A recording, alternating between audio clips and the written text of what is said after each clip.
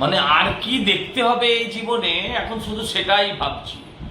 আমরা দেখলাম পার্থর বাবুর ঘরে টাকার পাহাড়, আমরা দেখতে পেলাম।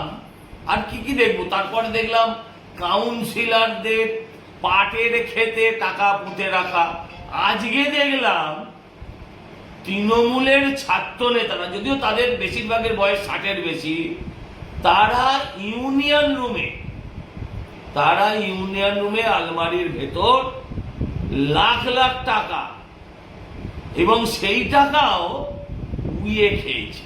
ভাবতে পারেন কত টাকা থাকলে পরে টাকা উইতে খায়।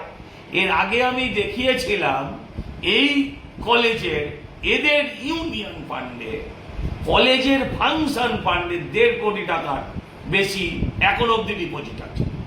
আর এখন দেখা যাচ্ছে লাখ লাখ টাকা উই খাওয়া, এবং এই সমস্ত টাকা জনতার, এদের গরিবের টাকা, ছেলেদেরকে ভর্তির টাকা।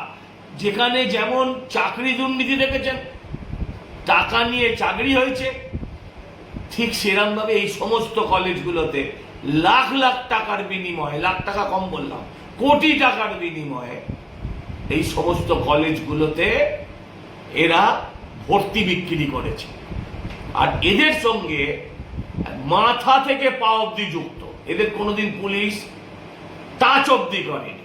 এদের জন্য, এদের টাকা নিয়ে ভর্তির কারণে একটি মেয়ে সুইসাইড করেছে। এদের বিরুদ্ধে এর থেকে অনেক গুরুতর অভিযোগ আছে। তার সত্ত্বেও পুলিশ এদের কোনোদিন কেশাগ্র স্পর্শ করেনি। এদেরকে সারা জীবন জেল কাটালেও বাংলার মানুষের রাগ যাবে না। তাই বলছি যে এদের